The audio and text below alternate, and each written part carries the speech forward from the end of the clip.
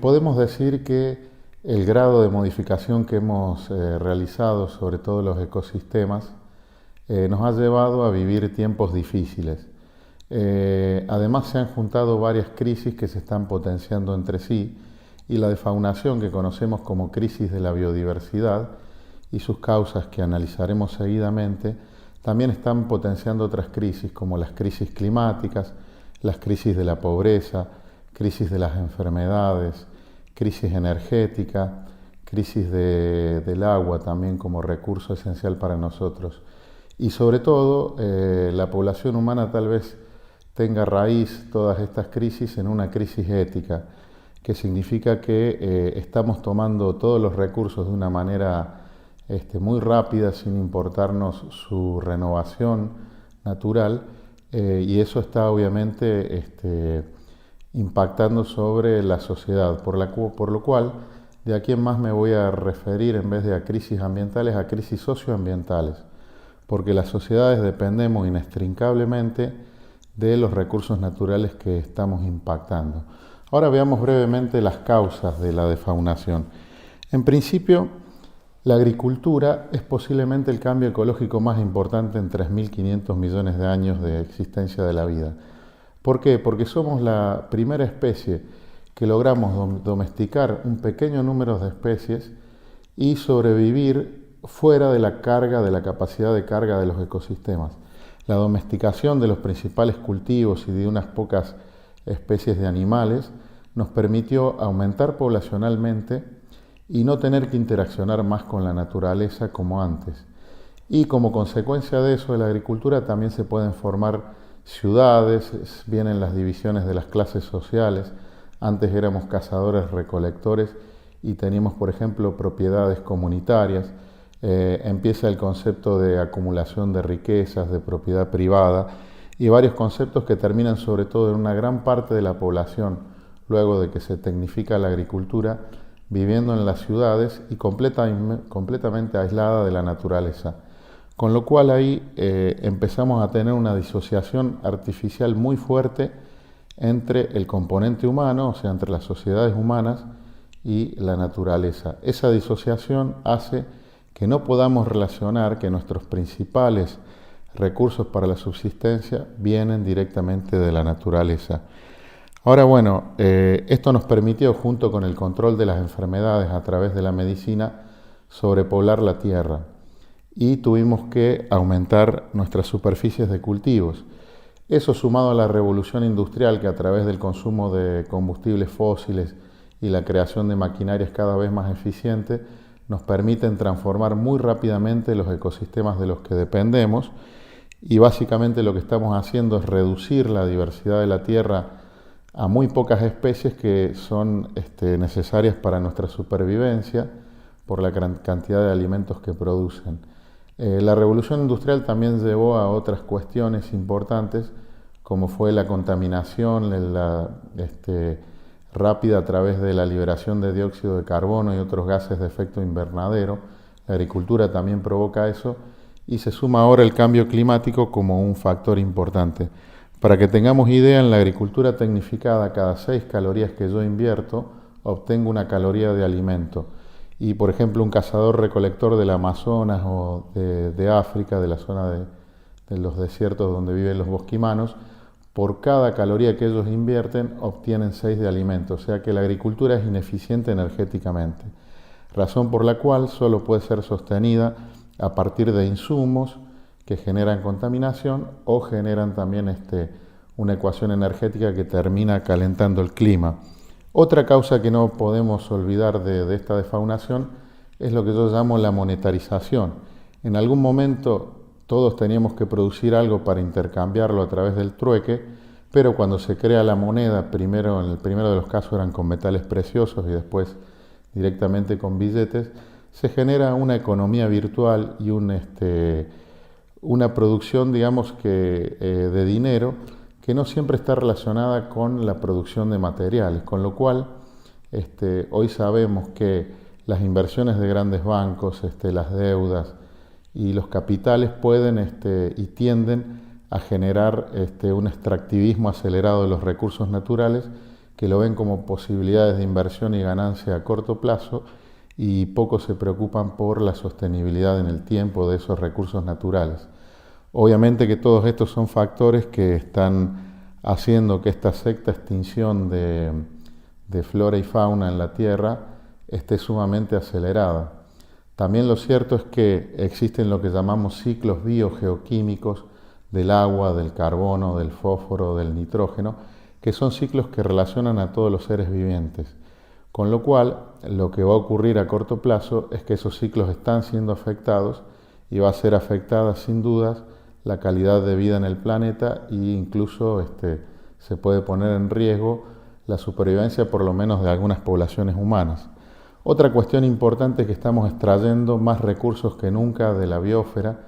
Por ejemplo, los humanos nos alimentamos ya con más del 50% de todo lo que produce la biosfera, utilizamos más del 60% del agua disponible.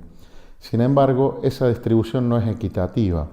Tenemos una pequeña parte de la población humana que toma muchos recursos naturales y tenemos una gran parte de la población humana que no tiene lo mínimo para alimentarse, con lo cual esa gente que está en situaciones también precarias, por esa falta de equidad de la distribución de los recursos, muchas veces modifica su ambiente también aceleradamente o provoca problemas porque tiene que subsistir. Con todo esto, bueno, llegamos un poco a la visión de que las sociedades son cosas construidas por los humanos, son elementos que no existían en los ambientes y las hemos construido gracias a nuestro raciocinio. Tal vez los humanos seamos la única especie viviente que además de tener una carga genética nos formamos en una cultura y en una sociedad que nos impone una visión del mundo y una ideología de cómo aprovechar y explotar el mundo. O sea que por un lado la pregunta sería ¿qué estamos aprendiendo nosotros desde el punto de vista cultural y social para enfrentar esta crisis de la biodiversidad que sin dudas va a poner en vilo la supervivencia del hombre? Si bien no estamos aprendiendo mucho porque tal vez estemos aprendiendo más a consumir en exceso, tal vez estemos desconociendo enormemente la naturaleza y sus ciclos. De hecho, la mayor parte de la población citadina conoce muy poco de la naturaleza que los rodea. Lo cierto es que podemos cambiar en pocas generaciones. Eso significa que en vez de tener una visión antropocéntrica del desarrollo sostenible, o sea, basada solamente en consumir recursos naturales, generar desechos y el sistema socioeconómico como central, podemos pasar a una visión que sea más equilibrada, que no necesariamente es la biocéntrica. La visión biocéntrica propone que para uno conservar la naturaleza tiene que excluir al hombre, por ejemplo, los grandes parques nacionales. Y justamente con esta visión de los derechos de la madre tierra, que sale desde culturas incaicas o de culturas latinoamericanas todavía relacionadas con la naturaleza, yo creo que hay una tercera posición interesante, que es decir, bueno, el hombre inevitablemente está relacionado con la naturaleza. Estas tribus, como por ejemplo las tribus indígenas que conocemos en nuestros trabajos en misiones, como los Mbuá o los Wichis del Chaco, utilizan la naturaleza, o sea, comen animales, utilizan plantas, desarrollan pequeños cultivos, pero lo hacen de una manera en donde hay un límite claro que hace que aprovechen de una manera sostenible la naturaleza. Podemos llamar esta visión como la sostenibilidad del sistema socioecológico total. Podemos decir entonces que las sociedades tienen que apoyarse, basarse y si bien utilizar los recursos naturales, tienen que reconocer su importancia para la supervivencia y la importancia de la supervivencia de todas las especies que nos rodean para que los ciclos ecosistémicos y los ciclos biogeoquímicos nos permitan seguir habitando la Tierra. Y si no, bueno, estaremos expuestos a situaciones de supervivencia que ya han ocurrido en otras civilizaciones que han agotado sus recursos y que nos llevarán a problemas, digamos, que van a afectar tanto al ámbito político como cultural como económico y que, bueno, su desenlace es incierto. Entonces, bueno, yo creo que un poco los derechos de la naturaleza nos remontan a olvidarnos un poco de la visión biocéntrica que es también generada en esta sociedad neoliberal en donde pasamos o destruimos los ecosistemas o no podemos tocar nada, lo cual es irreal en los dos casos, a una visión un poquito más amplia en donde usemos los recursos naturales, los valoremos, los conozcamos y los explotemos racionalmente más allá de la ambición socioeconómica de algunos sectores. Esto creo que es algo muy importante y verdaderamente no tenemos más tiempo para seguir malversando nuestros recursos naturales porque estamos tocando límites que se ven en muchos problemas que se están generando en relación de la naturaleza con el hombre. Nosotros particularmente, por ejemplo, estamos viviendo inundaciones cada vez más seguidas, en parte agravadas por la deforestación enorme que hemos tenido sobre nuestros ecosistemas. Por ejemplo, Santa Fe es un caso que ha perdido el 80-90% de sus bosques. Argentina ha perdido el 70% de los bosques. Y no olvidemos que cuando perdemos especies y ecosistemas, los perdemos para siempre. Y no tengamos la soberbia de creer que los vamos a poder reconstituir a partir de la tecnología, porque eso está lejos de ser posible en la mayoría de los seres vivientes. Entonces, bueno, un mensaje final sería que podríamos poner al servicio de un sistema socioecológico total mucho más equitativo, mucho más justo con los otros seres vivientes, y yo creo que podemos cambiar en pocas generaciones a través de la educación y la formación social. Pero para eso tenemos que comprender el problema y actuar tanto los medios de comunicación como las fuerzas políticas, como la sociedad en general, mancomunados para enfrentar estas crisis socioambientales, que verdaderamente son crisis civilizatorias y que van a poner en riesgo y en tela de juicio a la propia civilización humana. Cuando hablamos de las crisis socioambientales, estamos delante de un problema complejo. Es un problema que tiene muchas aristas. Tiene claramente una arista ambiental en donde tenemos los recursos naturales, la flora, la fauna, los ríos. Pero, por ejemplo, el sistema humano, que en parte es ambiental porque los humanos venimos del ambiente, es mucho más complejo porque además está modulado por la cultura, por la formación social y además los humanos tenemos una psicología compleja. Entonces el sistema humano es un sistema en parte natural, pero en parte, como decía, los humanos somos artefactos, nos podemos modelar a partir de la cultura. Y no debemos olvidarnos que hemos inventado sistemas políticos que son sistemas que tratan las relaciones de poder y la organización de las sociedades, las relaciones de poder entre los sectores sociales. Y otra cuestión importante del desarrollo humano es la economía, que la economía básicamente es el intercambio de mercancías y servicios, pero también es un área que, como la política, concentra mucho poder y condiciona mucho los medios de comunicación, la información educativa que se transmite, e incluso entre la política y la economía existe un tándem de relación muy estrecha, en donde sabemos muy bien que grandes poderes económicos influencian procesos políticos.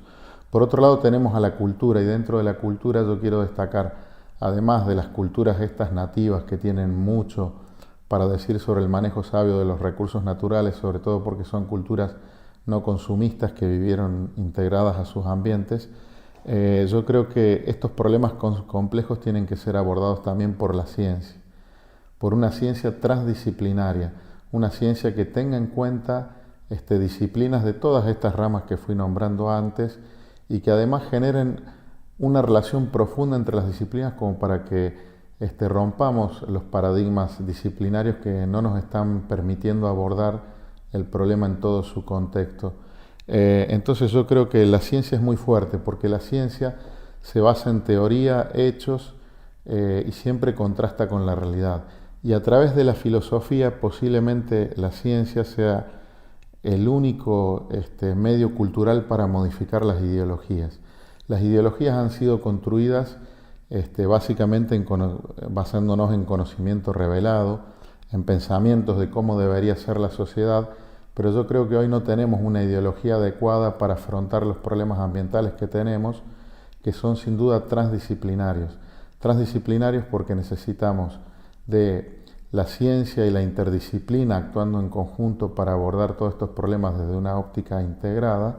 Además necesitamos la participación de las sociedades y de la población, una población que tiene que ser informada también de lo que es la ciencia y de los problemas que enfrentamos, y tenemos que también aplicar, como decía hoy, un plan educativo que debería ser masivo para que podamos revertir esta problemática de los recursos naturales antes de que se vuelva una problemática, digamos, extremadamente profunda y muy difícil de solucionar, tanto para las sociedades como para la tecnología.